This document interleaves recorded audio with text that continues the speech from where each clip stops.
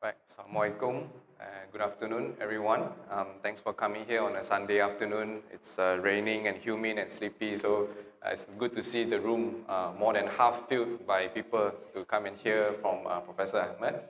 Um, my name is Daniel Teoh, and I'm a Chevening scholar in political communication.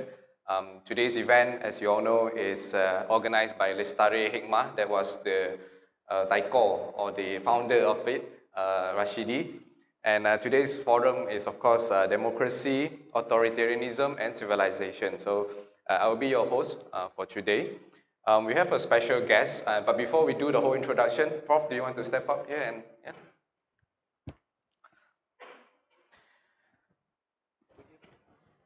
Thank you.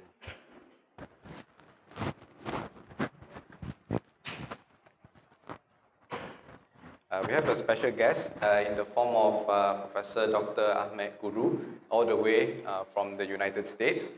He is a professor of political science and director of the Center for Islamic and Arabic Studies in San Diego State University. He has written several award-winning books. I will mention just two of them here. The first one is Secularism and State Policies Toward Religion, the United States, France, and Turkey. And it's written in 2009, where Dr. Ahmed compared the different kinds of secularism in these countries. I was told on good authority that this is the book that helped to make his name. The second book, which is his latest and written in 2019, is titled Islam, Authoritarianism, and Underdevelopment, a Global and Historical Comparison.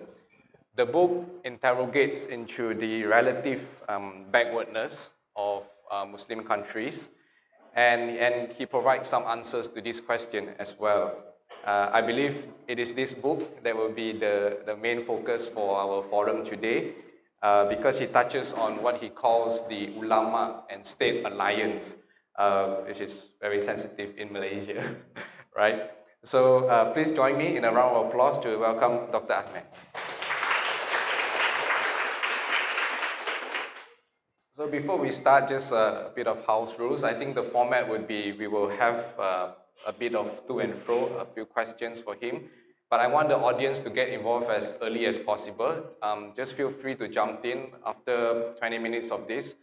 Just raise your hand, someone will pass you the mic, and then we can just get this going.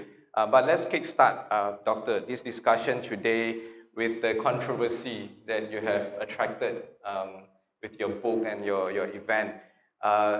For the benefit of everyone, Dr. Ahmed was supposed to launch his latest book at one of our government think tank.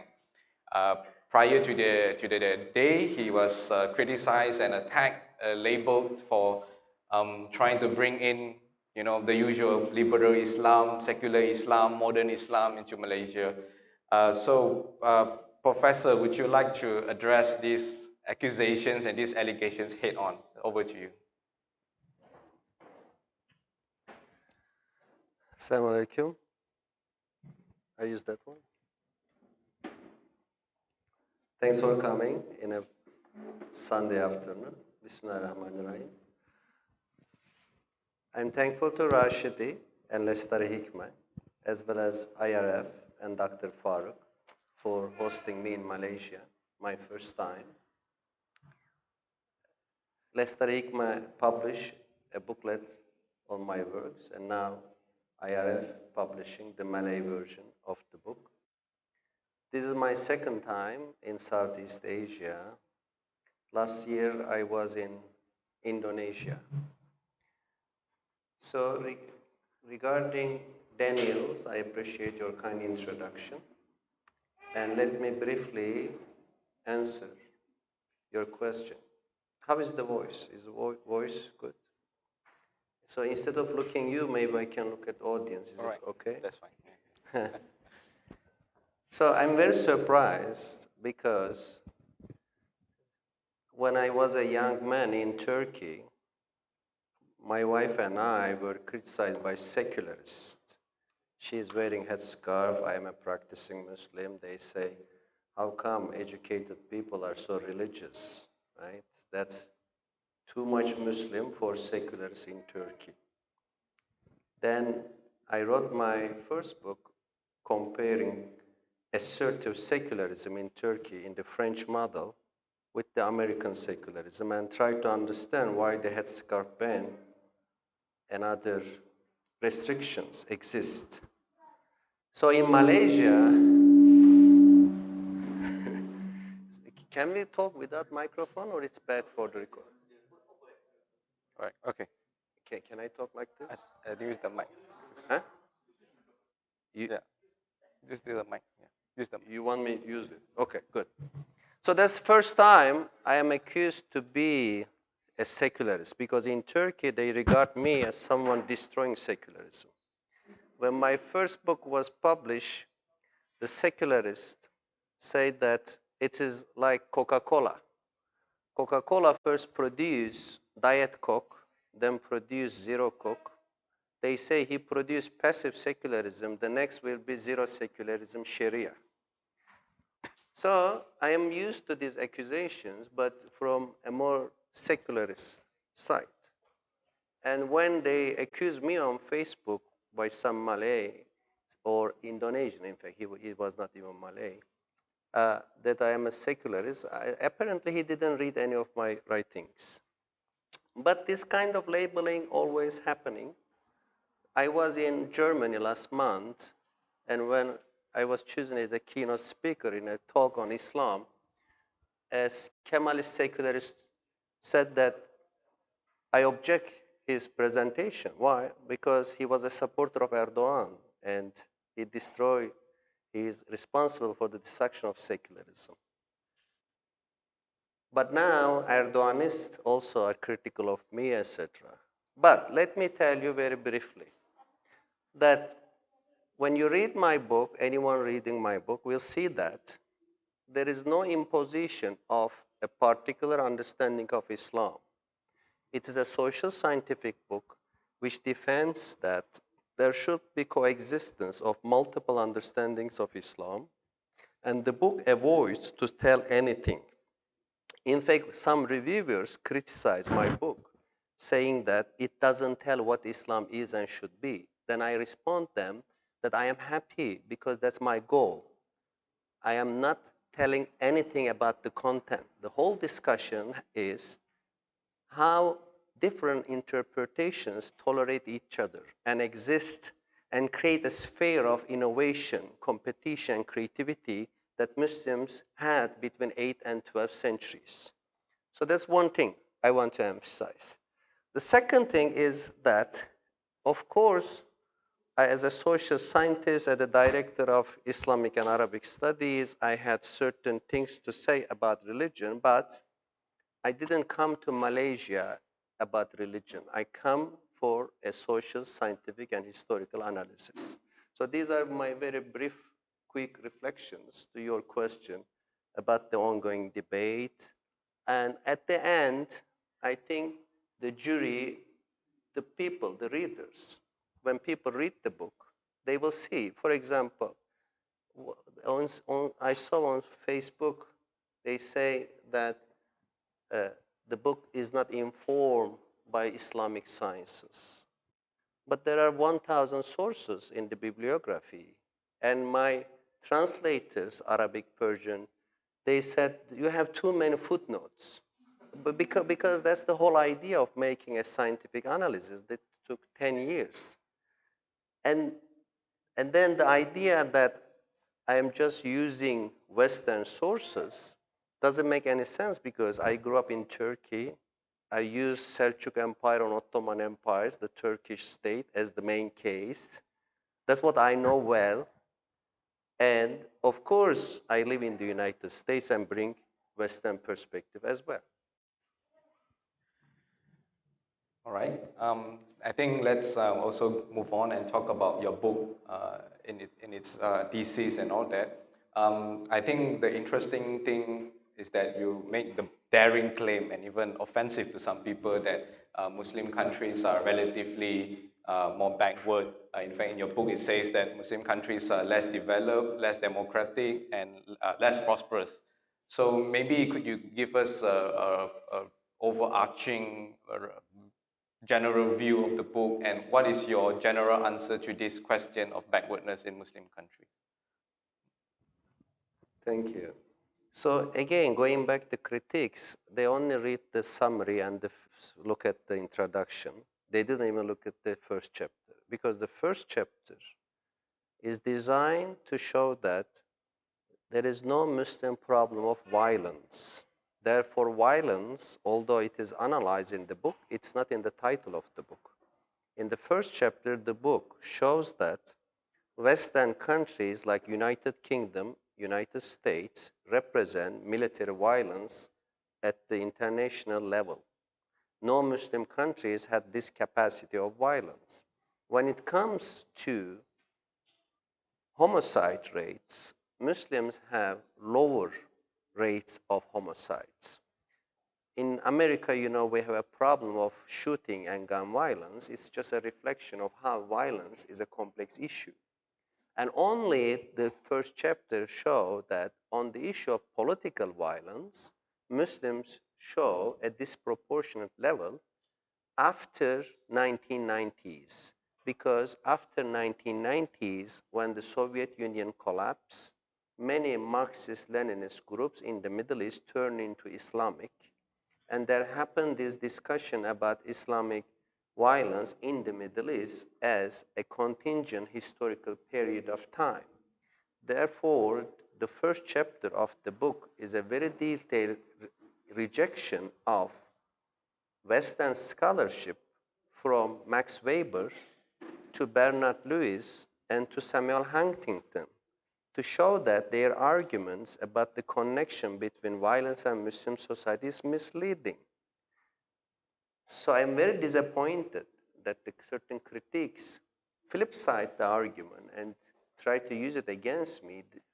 Therefore, this is deeply disappointing. But on the issue of democracy and underdevelopment, the main comparison, there are two comparisons. One comparison is Muslims' productivity between 8th and 12th centuries, and then Muslim scientific and economic productivity between 13th and 20th centuries. When you compare the first 6 centuries with the later 6 centuries, you see an obvious difference. And then we need to explain this. Denying this is not helpful. And you know, funny thing, those who deny this gap between early 6th century and then the later 6th century keep referring to some American scholars. They try to reply me saying that, you know, as a Harvard professor who said there was no Ottoman intellectual decline. I am Ottoman. I grew up in Turkey. If there is such important intellectual vibrancy, why didn't I see it? Do I need to go to Harvard and study Ottoman intellectual life? So they say he doesn't know Islam and Ottoman. It's like you are saying Shakespeare, he doesn't speak English. How can't I know Ottoman? I live there. Every day we were discussing it. My book starts with a discussion between my father and a general, secularist general. And in Turkey, there's a constant debate. The more I analyze, the more I realize that there is a stagnation. Let me give you one example. So, Europeans discover, quote unquote, America. Ottomans at the time were directly every day competing with Europeans militarily. And when I was a child, then I said, why couldn't we get Vienna? You know, it's a joke. So I am not an imperialist, but we were defeated. Okay, that's fine. But during that time, there is only one single book Ottomans produced about America in 1570. So 70 years after Columbus, an Ottoman scholar who hid his name for some reasons produced a book, Tarih-i Hind el-Garbi, which means the history of West Indies, Tarih-i Hind el-Garbi. And that's a book 1570. Later on, when Ottomans finally established printing presses, they reprinted this book in 1780, about 230 years later. And until 1800s, they never published a book on America. So how come? No curiosity for 300 years. And then imagine Farabi, Ibn Sina, Biruni, Razi live at a time and heard that something discovered very close by to them. And then they didn't show any interest. No, that wasn't the attitude. Early Muslims were very deeply intellectual curiosity, having curiosity. An example is paper. Let's compare paper with printing press. Muslims learned paper making around 750 from Chinese. They immediately pick up the technology, opened paper making factories in Baghdad, Damascus, Cairo, Qurtuba, and other cities. And they established large libraries with hundreds of thousands of books. Europe at that time couldn't get paper technology. They kept producing books on animal skin for about 500 years. Until 1250, Europe didn't have a single paper factory. As a result, Europe had very small libraries, 500 books, 600 books, not even 1,000 books, where Muslims had 200, 300,000 books. But later on, when Europeans learned printing technology, they established printing presses everywhere. They produced 1 billion books in the 18th century. They increased literacy rate to 31% in 1800. This time, Muslims waited almost 300 years. Literacy rate low, libraries shrinking and small, and there is no printing press for 300 years. Now, many American scholars, my friends, try to produce apologetic words. Oh, don't criticize. Muslims had their own reasons, economic, social, this and that. And as a Muslim, I said, as from Turkey, oh, of course I will criticize. How come I will not criticize? Why did you wait 300 years? Can you imagine today a society didn't get internet for 300 years? Why didn't get the printing press? If not getting printing press so good, why don't we write books manually today?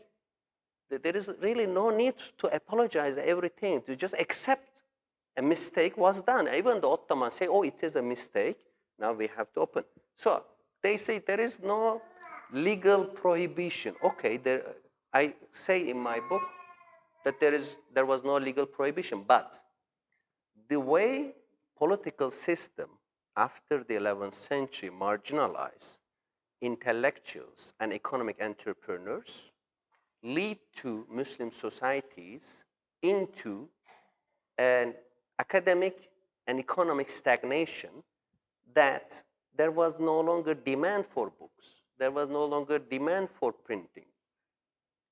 I don't argue that there was a farman or a fatwa banning, but the way power relations design killed the curiosity. When Germany had Gutenberg as a private entrepreneur borrowing money and establishing printing press, Muslims waited. Ibrahim Mutafarrika in 1725. He was a Hungarian convert from Christianity to Islam. And he said, why don't we have printing press? What's wrong? Then he convinced Sadrazam, prime minister. They convinced the Sultan. To make the long story short, ulama, chief ulama, Shaykh al-Islam, allow only non-religious books printed in 1727. Then 1803, finally ulama allow religious books like tafsir, hadith be printed. Around 1850, they finally allow Quran in Arabic be printed in printing press. And Turks never had the chance to have a printed version of a translation of the Turkish Me'al Quran until the Republic. During the Ottoman era, they never had it. So now when I say this in Turkey and elsewhere, they try to produce excuses. But when you see a mistake, say it's a mistake. Anyhow, So the basic argument in the book, therefore, is that when you kill the intellectual class and then the economic entrepreneurs, you automatically lead academic and economic stagnation. This argument seems simple, but it bothers people when you say it. Right. I think I would go another question and then it's open to the audience. I think my question is, I think nobody is disputing that if you kill those things, then people become a certain way. The dispute is where who is doing the killing, right? In your book, you highlighted two explanations. One is the idea that it is Islam's fault, the religion's fault per se, the essential characteristics of Islam that causes Muslims countries to be backwards. That's number one. And you have answered it. We'll hear from you later. The second one, they blame it on the West, colonialism. They were colonized. They didn't have a chance to develop further because people invaded them, right? Your book goes on to say that part of the reason is the ulama-state alliance. So do you want to elaborate on those three reasons and then we'll open up to the floor? Thank you, Daniel. That's a great question. So, especially after 9/11 in the United States and many European countries, there was the essentialist idea, as I referred to Samuel Huntington, Bernard Lewis, and others. They say it's an Islam problem. And in my book, I try to refute them to show that Islam was very much compatible with Muslims' scientific and economic production between 8th and 12th centuries, and it is compatible today for development. But the problem rely on something else.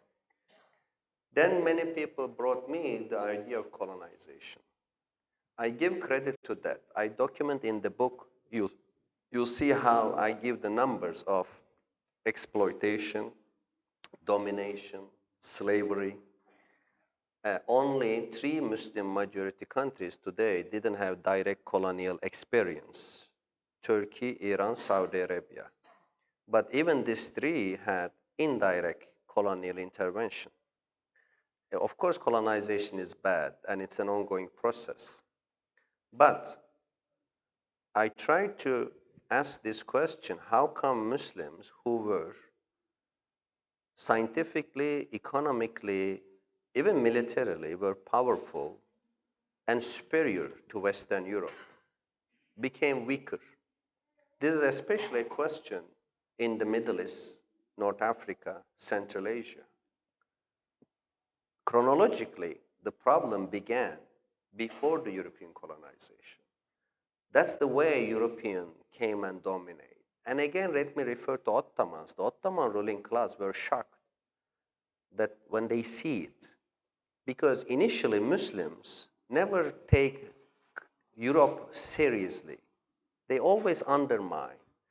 When you read the books of Ghazali, Imam Ghazali, although Ghazali, after he decided to be a Sufi, he lived in Jerusalem, but there is no reference of crusaders invading Jerusalem. Or Ibn Khaldun's Muqaddimah, although it is a book about invasions, occupation, there is no analysis of crusaders. Because, as I said, Muslims never look Europeans as something important. They always say we are superior. Even Ottomans in the 15th, 16th century said that only your king is equal to our prime minister. And your king of Germany should show respect to Ottoman Sultan. But then it was a shock to see that these inferior Europeans became more powerful. Then how did it happen? Why did it happen? That's the question I'm trying to ask. And also for today, if we keep blaming the foreigners, we forget the things we have to do at home or homework. So what change? What should we do? I look at the relationship between 4 classes: political, religious, intellectual, economic. When these 4 classes have certain level of independence and autonomy, Then there is creativity. If some classes dominate the others as an alliance or individually, then you have corruption, you have inefficiency, you have injustice. Any domination by any class is a problem. In the United States today, for example, we have the problem of economic class dominate certain fields. That's what we discuss campaign reform, how money dominates politics, how Israel lobby or other lobbies use money to dominate politics, and then there is a debate how to separate. Or Plato, in his book Republic, argued that the best regime would be the domination of intellectuals, philosophers. But it is a dictatorship of philosophers. So I am against the dictatorship of economic class, the dictatorship of intellectual class. But religious class and the political class, when they have separation and autonomy and respect to each other, it creates a dynamic environment where ulama can criticize political corruption, where ulama represents certain principle distance. And this is not just a Western fantasy of separation. No, in Islamic literature, there is a very strong emphasis. For example, Imam Ghazali, when he decided to be a Sufi, he went to the graveyard of Prophet Ibrahim alayhi salam. And in the graveyard of Prophet Abraham alayhi salam, you know, Rashidi, Ibrahim alayhi salam, how do you call it in Malay? Abraham or Ibrahim, right? Good.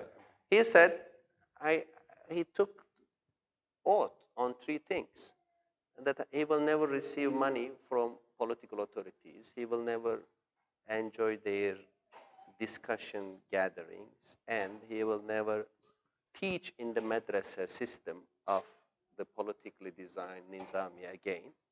Then he went to his home city, Tus, where he had a private Sufi khanaka or tekke and private madrasa that for 10 years he was isolated. So there is a strong tradition of the idea that a good scholar should keep a distance with political. This is not something I invented. It exists in the literature.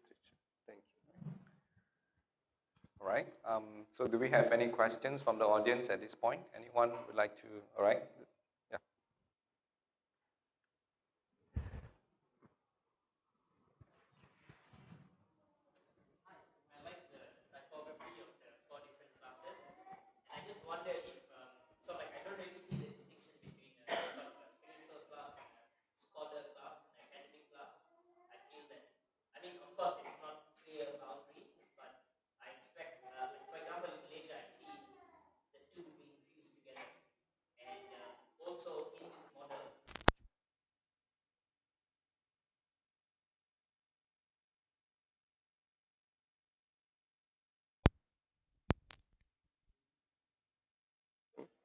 So you are right that there are more than four. You can say civil society, as you ask, or some people ask the role of working class, labor class. Right? But when you look at historically, both the working class and the civil society are more modern phenomena. That's why I look at more historical point of view.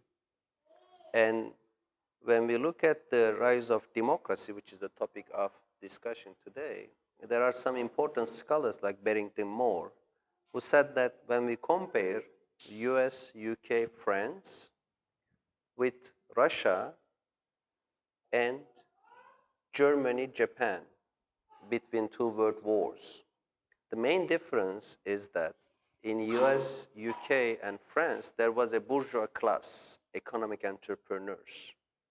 And the bourgeois itself is not a democratic class because they want money, they want profit. They are not idealists, no. But their main role is balancing. So when the crown, the monarch, landlords, and the peasants had a relationship, the bourgeoisie balance and lead to democracy in America, England, France. In Russia, there was no bourgeoisie. Then there was a peasant revolution. They crushed during the Bolshevik Revolution the monarchy and the landlords. In the German case, the landlords and the monarchs or the political authority came together. They crushed both the peasants and the weak bourgeoisie. So in this regard, the relationship between different classes, it has been very well analyzed in many countries from Western to Japan. In this book, I try to have such a class analysis. But I also have an ideological component because this class analysis do not pay attention to ideas. And in the book, therefore, I analyze the ideas of Mawardi, Ghazali, Ibn Taymiyyah, Ibn Rushd, Ibn Khaldun, then Katib Chalabi in the Ottoman Empire, how they see their societies. And basically, yes, we can expand these four today, but historically these four are important.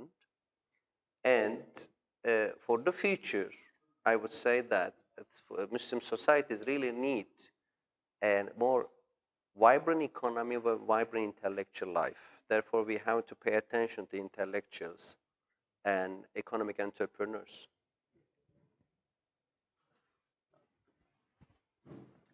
Two gentlemen to my left.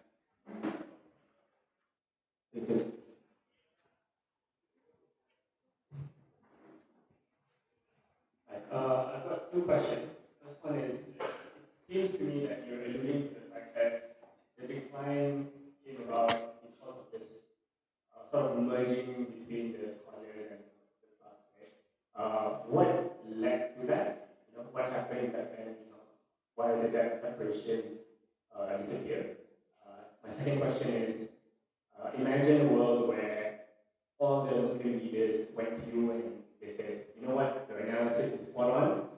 We want to hear from you. How do we put this decline to a halt? What should we do? What would you answer me? Thank you for the question. For basically what we are discussing here is not a problem in the Muslim world. It's a global issue.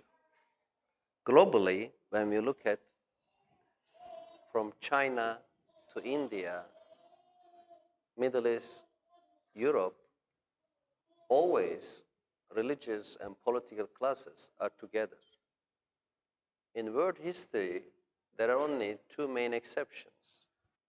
One exception was the early Islamic history that I analyze in the book. The other exception in recent Western countries. Other than that, the main trend is very much political and religious class are together.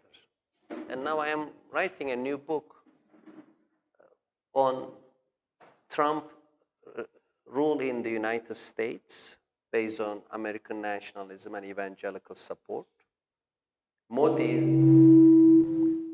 rule in India, bringing Hindu religion and Hindu nationalism, and Putin's rule in Russia, how Putin used Orthodox Christianity and the Russian nationalism, and also in Israel, how Benjamin Netanyahu brought together religious parties and nationalist parties.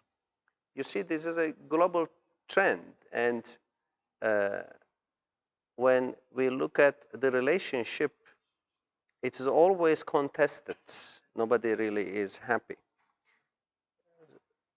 The main thing is not the coming together of religious and political class. The main thing is the way they come together to eliminate an intellectuals and scholarly or scientific productivity and restrict economic entrepreneurship.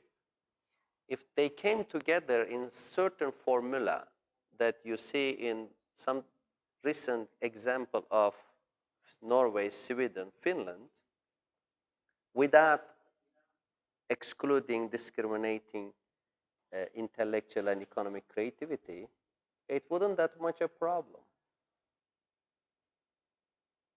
But the interesting thing is the inconsistency. It's very difficult to discuss these people because they don't have a consistent argument. For example, when they accuse my book, your first question, they pick up a sentence saying that certain epistemologies produce anti-intellectualism. And they say, oh, this is a book saying this. So my question is, are you anti-intellectual? If you are, then I am right. If you are not anti-intellectual, why are you attacking me? Right? There is an inconsistency that needs to be answered. Thank you. Audi? Salam alaikum. I would like you to elaborate a little bit more on your idealist perspectives, historical change, particularly in reference to the experience of Islamic states or civilization with the role, with the experience of the European history where the church and state were still married together for a very long time, at least until the French Revolution sort of kickstarted church and state separation. My second question is following that line of thought. I was wondering whether in your book you explore or you compare a little bit with the experience of Chinese civilization, where they also experience similar phase where they closed off all contacts with the rest of the world, and could perhaps explain a little bit about their experience of underdevelopment in their history. Thank you. So starting with the last point about China, there's a big debate, of course. It's a huge discussion. One thing is the connection between democracy and development. So when I was writing the book, people keep asking me, what about China? There is authoritarianism, but development. Therefore, in chapter 3, I have a brief analysis and comparison of East Asian autocracies like China, Singapore, and Middle Eastern autocracies. And there are certain differences which makes East Asian autocracies economically successful by now. We don't know what will happen in the future, whether they will become more democratic as seen in Japan, South Korea, or they will have an economic decline as happened to Soviet Union. If they continues, it is because of certain differences. One thing is that Middle East autocracies are rentier, which means they are based on oil money, whereas East Asian autocracies are based on productive, export-oriented growth. Second, East Asian autocracies heavily invested in education, whereas Middle East autocracies do not invest in education. How do we know? For example, we have the PISA score, PISA. PISA scores show that East Asian countries, regardless of democracy or autocracy, are at the top of the scores, and then Middle East countries are in the bottom. Third thing is that East Asian autocracies are much more peaceful now. Since the war in Korea and certain conflict, it is 50 years of peace because of economic interdependence. Whereas Middle East have many civil wars, Iraq invasion of Kuwait, so on and so forth.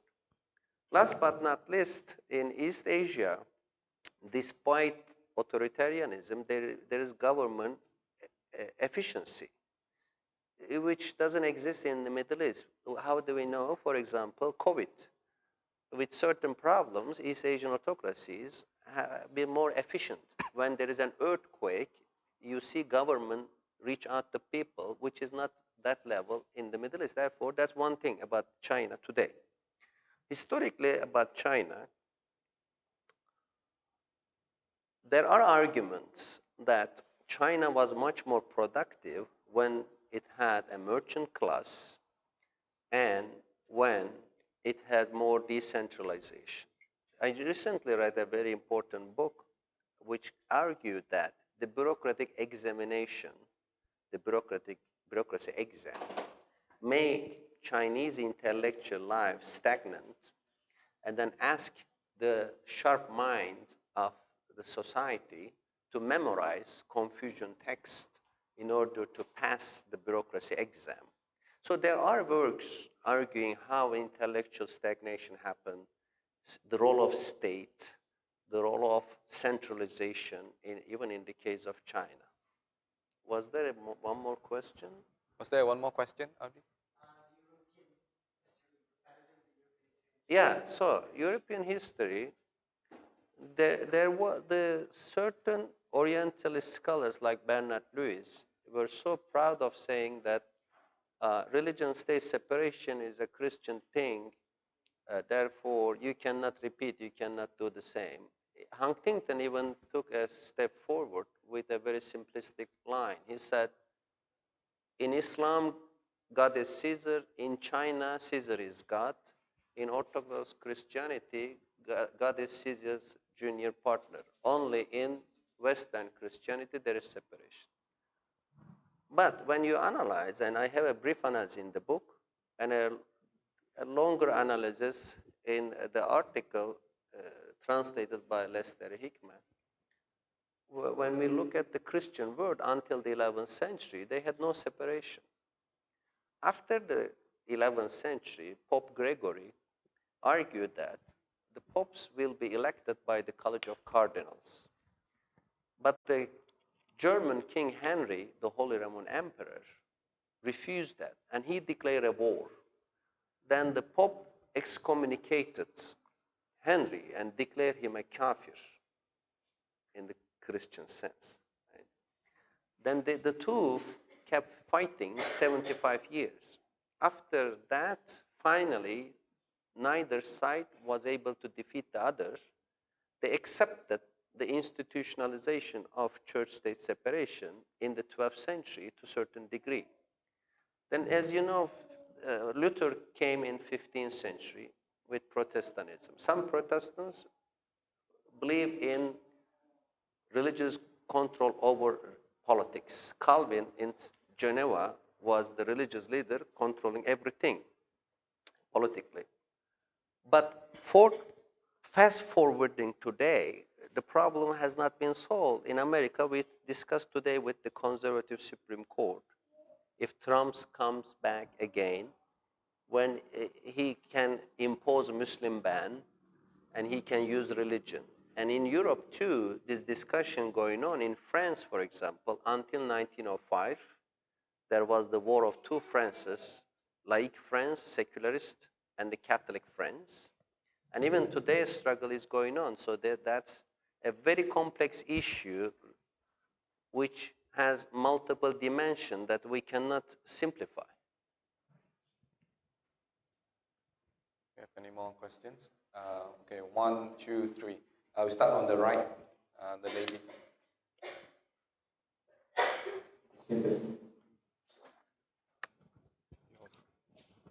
Hi.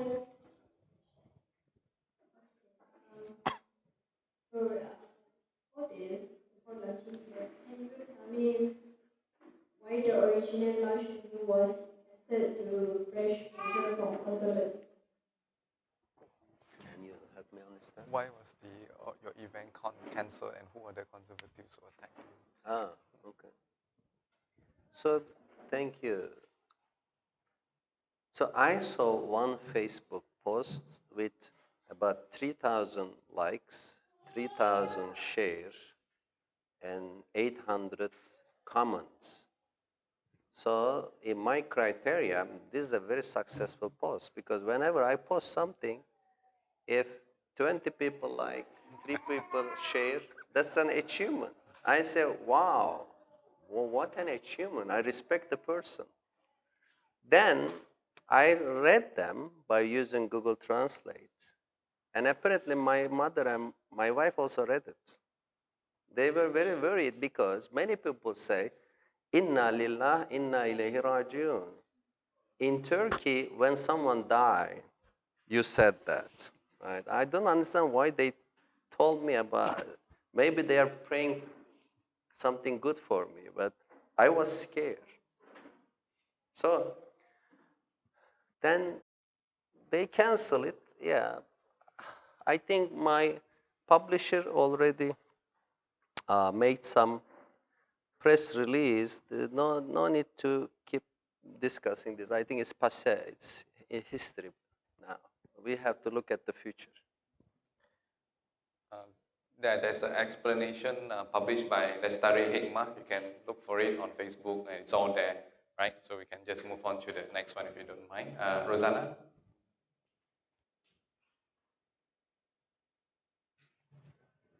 Professor, in your book, interestingly, you mentioned that Islamic actors have pushed Muslim majority states and societies towards more conservative lines, and this has resulted in the legal Islamization, which has negatively impacted on women's rights.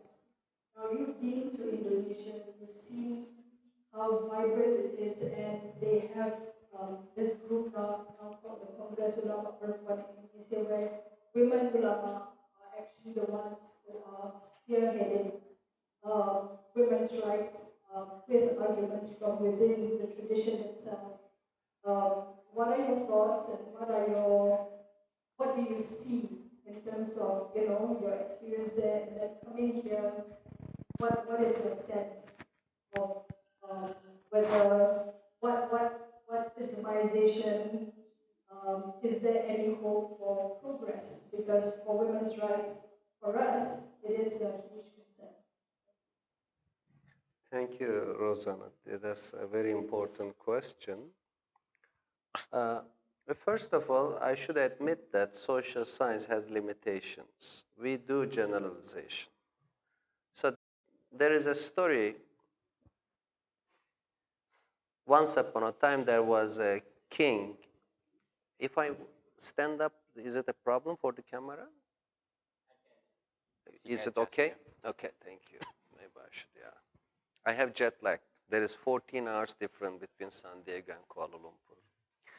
So once upon a time, the king says to wise scholars, bring me a map of my country. They bring a small map. He look and say, oh, I don't see the mountains. Where are the mountains? And then they bring a bigger one. He look and say, where are the lakes and forests? And every time they were bringing a bigger map, the king asked more details. At the end, they brought him a map which is as big as the country itself. But at that point, the map didn't make any sense, because why would you need a map which is as big as the country? So social science, therefore, make generalizations. But of course, there are nuances, there are exceptions, differences. And in this argument, for example, when I wrote to the book, I said that in some countries, things are different. One difference is Islamists in Tunisia, they are more democratic. Sufis in Senegal are democratic. And ulama in Indonesia are democratic. Of course, I can't say every ulama in Indonesia democratic, but these are the cases where we can have positive. So during the Arab Spring, I went to Tunisia, first Egypt, Cairo, then Tunisia. So at that time, my wife and I, we were pregnant, or she was pregnant, but I was with her. We were so enthusiastic about the Arab Spring. We went Doha, Qatar, where our second son was born. So I was going around the countries in the Arab world. So in Tunisia, I met with Rashid Ghannouchi and his daughter, etc. I was very optimistic about democracy in Tunisia.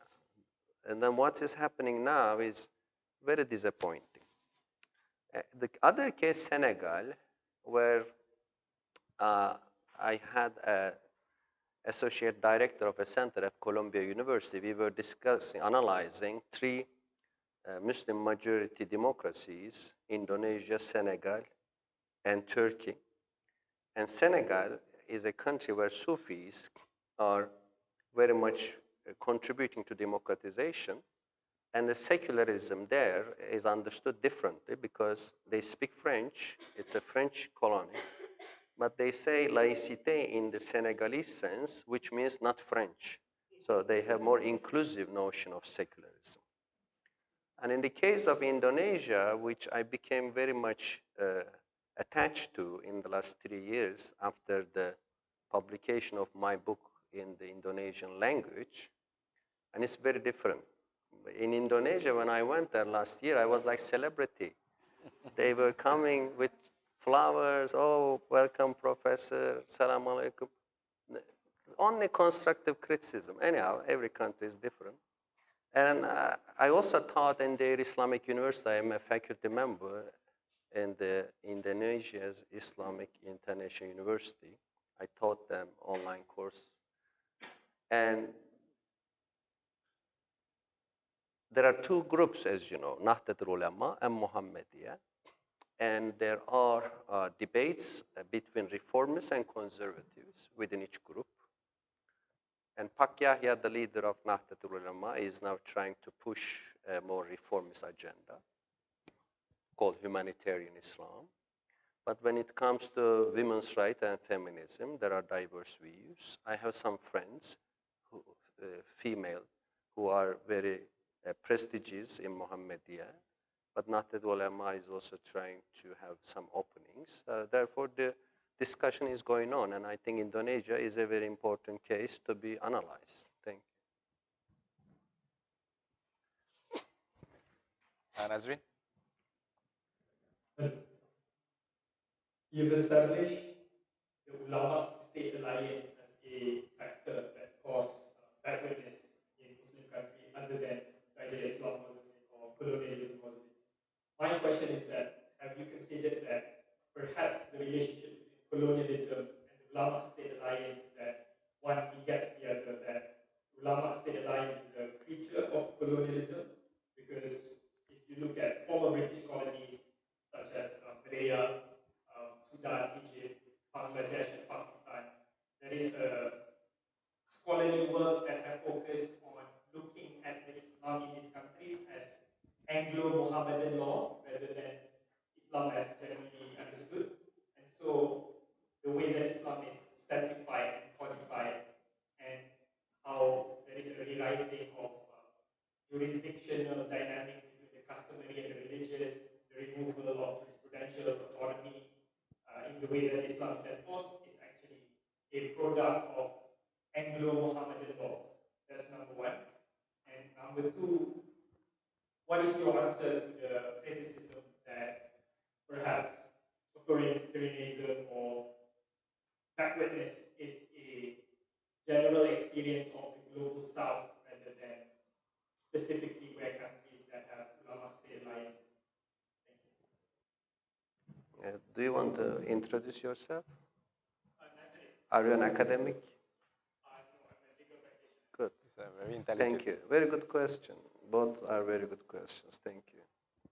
So I have a friend, her name is Iza Hussein, and we did PhD together, and she published a whole book on this issue, how the Anglo-Malay law, codification of Sharia in Malaysia played a role. And you can add to the list Pakistan and other countries. Of course, that's part of the issue, and we can even extend to Mongols and Crusaders, because for some people, the Muslim golden era ended by the Mongols and Crusaders. I would say that, first of all, chronologically, especially in the case of Baghdad, stagnation came before Mongols and Crusaders. But Mongols and Crusaders made ulama state alliance stronger, because a core issue in the historical formation of the ulama state is the military state. The military state was a very important phenomenon, and it came with mostly Turkish nomadic dynasties and Turkish nomadic warriors. They established Ghaznavis in today's Pakistan and North India, then Seljuks, then the Ayyubis in Egypt, then Mamluks in Egypt, then, of course, Ottomans as a military empire, then Safavids, and to some extent, great Mughals, all military Turkic dynasties. And this military component was very important to understand how they dominate economy and then cultural, intellectual life.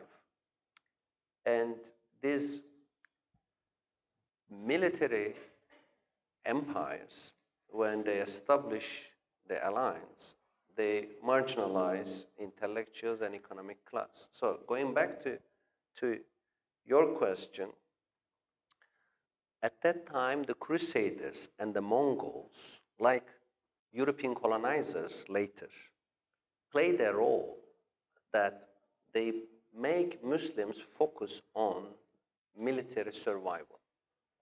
And that's how Saladin became a hero against Crusaders. Then he gave birth to Ayyubis, which turned into Mamluks. Then the Mamluks stopped Mongols in the Ain Jalut War. That's the first military war that any army in the world stopped Mongols.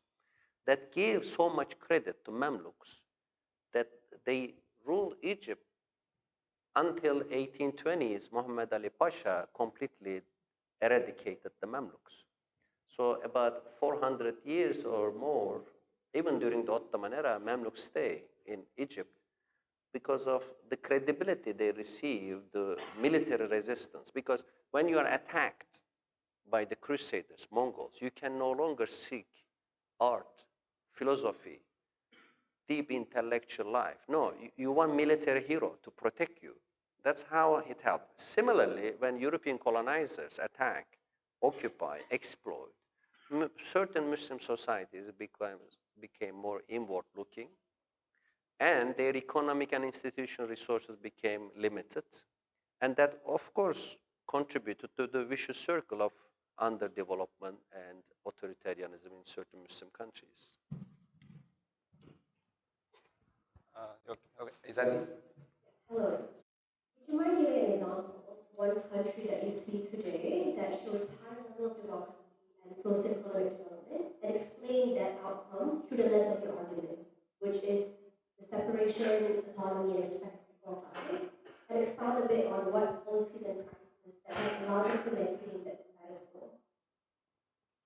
Can you rephrase the question? Can you rephrase it in a slower way? Yeah, sure, sorry.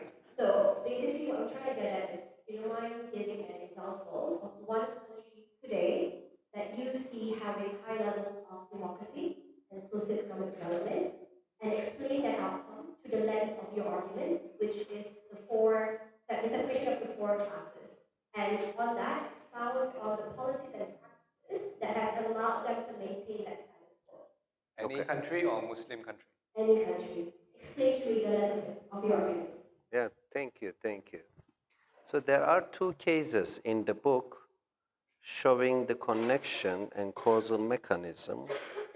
One case is the early Muslim societies from 8th to 12th century. You can look at urban life in Baghdad, Damascus, Cordoba. How the Abbasids, to a certain extent, then the Andalus in Spain, and certain part of Middle East and North Africa enjoy a philosophical and economic golden era when the scholars, ulama, had certain level of independence, prestige, and autonomy. For example, Abu Hanifa, when he was proposed to be a judge, he refused. Then eventually he was killed by the caliph, but he didn't kneel down. Imam Shafi was arrested, put in chain, but he didn't obey. Imam Malik refused to obey. He was beaten and his leg was broken. Ahmet bin Hanbal refused to obey the request from a rationalist caliph, Ma'mun, to say that the Quran is the creation of God instead of word of God. He was sentenced to death, but he didn't back off. Almost a sentence. And these anecdotes supported by some numerical data in the book showing that out of 3,900 Muslim scholars from Baghdad to Egypt from 8th to mid-11th century, only 9% were government officers except judgeship etc. 91% had different professions. Ahmed bin Ambal worked in textile sector. Abu Hanifa was silk merchant. And at that time, of course, philosophers were receiving patronage from the state, like Ibn Sina. But when philosophers received patronage, it was different because they didn't justify political regime using their religious credibility because they didn't have religious credibility. And they didn't represent one understanding because philosophers had multiple understandings. They were confused, so confusing even each other. They couldn't impose something to society. And merchants were very effective. We have data in books like Adam Watson's book on Muslims' agricultural golden age, how Muslims learn certain productions agriculturally from sub-Saharan Africa, India, China, then taught to Europe. That's why in English today, many words from Arabic, lemon, orange, rice, sugar. So I have a list in the book because Muslims had an agricultural revolution based on private ownership, private land ownership. But then came an economic crisis in the 11th century. The Iraqi fields, Mesopotamia, the field between two rivers, became too much salty, and then the fertility declined. When the fertility declined, economic productions declined. And then the Abbasi treasury became insufficient to pay the salary of officers. And the Abbasi says, we are going to pay the salary of officers by distributing land. When they start to distribute land, they destroy private ownership. And then the merchant class started to be marginalized. Then came Buyuts, a Shia dynasty in Baghdad. They even make the Iqta system of land revenue distribution deeper. Then came the Seljuks. They institutionalized Iqta system, where the military state distribute land to military and civilian bureaucrats. Then came the Ottomans. They did the same with the name of Tamar system. And this new economic system replaced the old monetary economy. So therefore, the Muslim world, which was dynamic, productive, with a dynamic ulama class, dynamic philosopher, dynamic economic class, started to be controlled by military political establishment and became stagnated. That's one case. The other case is Europe. When you look at Europe, from the collapse of the Roman Empire, 5th century, to the 11th century, there was no bourgeoisie class in Europe, no economic entrepreneur class, and there was no intellectual class in Europe. When you look at the list of major European philosophers, between St. Augustine and Thomas Aquinas, between 5th and 11th century, there is 600 years of emptiness. So today some people say it was not dark age. Okay, so we don't mean there's no sun. Of course there was sun. But philosophically, it was a dark age. What happened after the 11th century? This is important. After the 11th century, as I already explained, the institutionalization of certain separations started. Plus, universities started to be open. Oxford, Sorbonne, in today's Germany, Heidelberg, and other cities. The academic class, intellectuals, started to use state and the Pope against each other. When the Pope tried to close down the university, the intellectuals and scholars get support from the king. When the king started to close down, they get support from the Pope. And then an intellectual class started to emerge. Meanwhile, Italian city-states started. Venice, Genoa, Florence. And they had bourgeois families. One example is Medici's in Florence. This bourgeois family were the patrons of Leonardo da Vinci, Michelangelo, Raphael, but at the same time, scholars like Galileo, at the same time, political scientists like Machiavelli.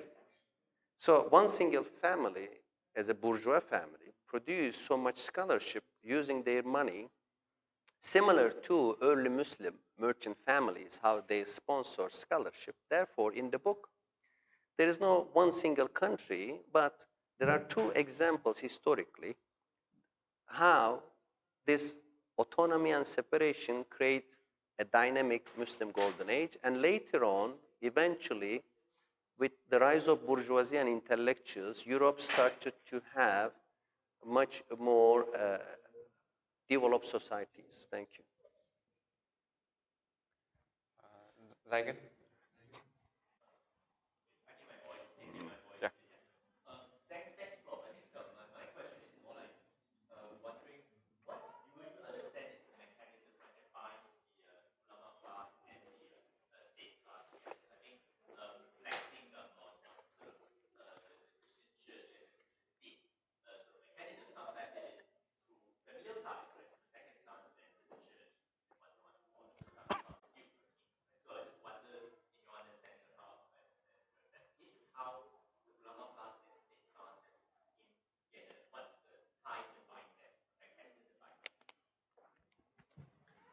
So the mechanism is similar to what we have today. For example, I am a professor. I represent academic class. But it's a public university. I receive money from a public source. When I have the son of governor, if I privilege him, then I destroy the autonomy of academia. We had cases where very rich families in Los Angeles bribe not to get their degrees for their children, but just get them admitted to universities. It seems more innocent than getting just degree. They spend millions of dollars, but it became a big scandal because the idea is that money should not dictate whose children going to which schools, right? So therefore, mechanism is basically is that if let's refer to a religious understanding. So Allah created every sphere with a meaning, with a reflection of Asma Husna, with certain purposes. If different fields dominate and destroy each other, then the result is very much injustice. So the concept of justice since the time of Plato has been discussed. And the way Plato and Aristotle discuss justice are reflected in different works of Muslim scholars, such as Ghazali. In Ihya Ulumuddin, he also refers the idea of Sirat al-Mustaqim.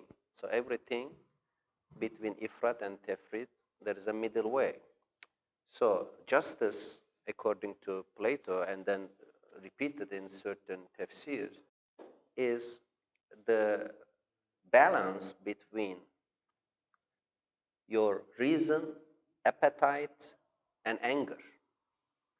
So reason, aql, is the one is supposed to control appetite. In Turkish, we say kuvve-i şehviye. I don't know whether in Malay you have something. Appetite, the one you want to pull, food, money, car, house, jewelry. But anger, kuvve-i gadabiye, the ghazab, the anger, is your ability to push, to fight. But you can balance them with reason to have justice. So everything needs a balance. You know, the Arabic term mizan. If you don't have a balance between classes, then eventually the classes they were destroyed and eliminated, of course they became stagnant. There is no need for surprise. For example, in the Ottoman society, there was no emphasis on the merchant class for centuries. Why? Because Ottomans had a military empire with a geopolitical concept. So last year I was in Amsterdam because of the launching of my book's Dutch version. And I told them that, you know how we Turks help you. They say, what do you mean? Oh, you forget. You should be thankful. Because Ottoman Sultan regarded Habsburg, the main Catholic Spanish-German dynasty, as the main enemy. And the main principle in politics, the enemy of my enemy is my friend. So the Ottoman says, we have to support Dutch and British because these are Protestants and they are limiting the power of Catholic Habsburgs. And then Ottomans, sultans gave capitulations, privileges to Dutch and British merchants with this military mentality. But over the centuries, Dutch and British merchants colonized Ottoman markets. They used these privileges to destroy Ottoman working class, infant industries, and merchants. But the Ottoman Sultan never realized that they have to protect the merchant class because they never had an economic policy. For Ottoman sultans, the main economic policy was called provisionism, which means that you have to provide food to people of Istanbul and other cities, so you have to avoid famine and excess pricing. As long as there is enough goods in the market, they didn't care who brought. Therefore, when Europe became mercantilist, which means that they look at export, import balance, and they say we need to sell more, buy less from other countries, Ottomans said, for us, it's all important is military and geopolitics. Oh, this Dutch and British weaken our enemy, that's good. But eventually they destroy entire economy. So this is the mechanism. How, if you let military dominate and make your economic policies, then your economy is destroyed. Then don't blame others, blame yourself. We have other, just one moment. Yeah. Okay. Hey, On to Prof. my. Ahmed. Yeah, I'm just wondering, how do you situate Malaysia into overall analysis of your argument? Do you see the presence of ulama state alliance? And I'm just asking, like, I'm thinking a lot of the analysis of Malaysian underdevelopment and authoritarianism often focuses on like feudalism and colonialism, of course. Yeah, so I'm wondering, have you looked at have you tried to situate Malaysia into your argument, especially since like there are segments of the ulama who consider themselves to be oppositional to the state. For example, PAS has been considered like oppositional to UMNO for quite some time. So have you thought about that? He's trying to get you into trouble. So my first time in Malaysia, I came to meet friends, launch the book, and also learn. I'm learning. In the last 2 days, people have taught me on many things. But in terms of development, of course, it looks a success story in terms of urban development. I am staying in Putrajaya, which is very impressive urban structure. And also, I want to emphasize that we start from very negativity, but of course, there are many Malaysian friends who invited me, who show hospitality like you, and I truly appreciate Malaysian hospitality. Discussions always happening, but at the end, we will have a positive note, inshallah. A politician's answer. All right, maybe we'll get two more questions and then last one. All right. Okay. Yeah, go ahead. Yeah.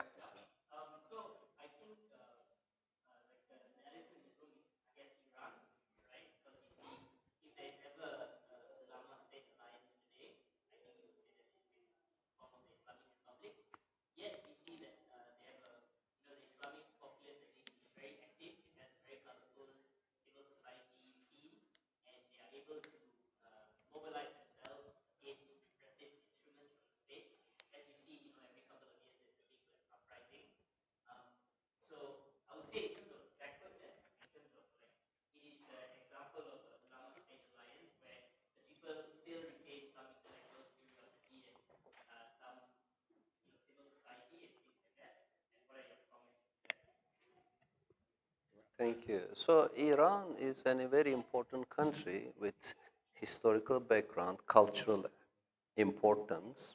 From 11th to 20th century, the dominant language in Muslim civilization, since civilization is part of the title of today's event, was Persian.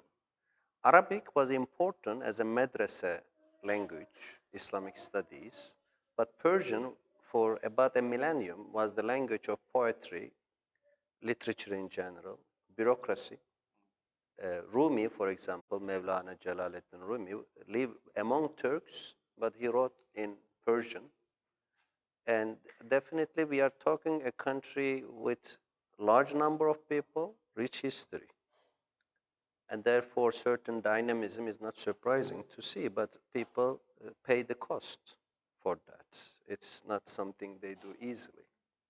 And in fact, the intellectual curiosity was so obvious that for the two translations, the first two translations of my book was Indonesian and Persian. And I've been dealing with so many Persian friends. Even Tehran Times interviewed me and certain Iranian agencies. And I was very curious what they would say because of the Velayet-i Faqih I criticize in the book. Instead of looking that, they look at the things we can agree on. For example, Tehran Times put the title on the front page, American professor says, Islam is not against development. So they didn't make a big case of my critique of these issues, but they say his book is good and it showed that Islam is not against development. And interestingly, this book is written for an academic audience and with some academic reception already received, but non-academic people show very substantial interest.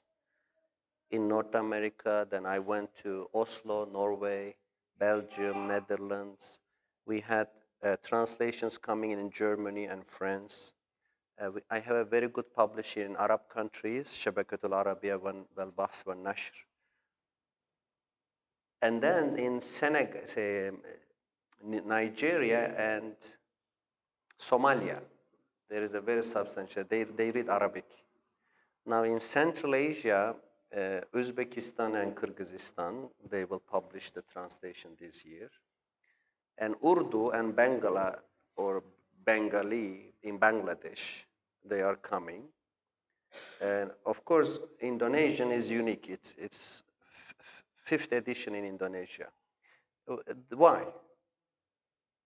Because people want to engage in a debate where we can be critical, at the same time respectful to the tradition. Without being disrespectful, we can be critical, and then looking forward to the future by learning something from the history. I think that's the idea many people agree on. Okay, I think we have come to the end of our session for today. Shall we give a round of applause to Dr. Ahmed? Thank you. So as a token of our Malaysian hospitality, the organizer, Lestari Hikmah, would like to present a token to you and take a picture together, and then that would mark the end of our program. Sure.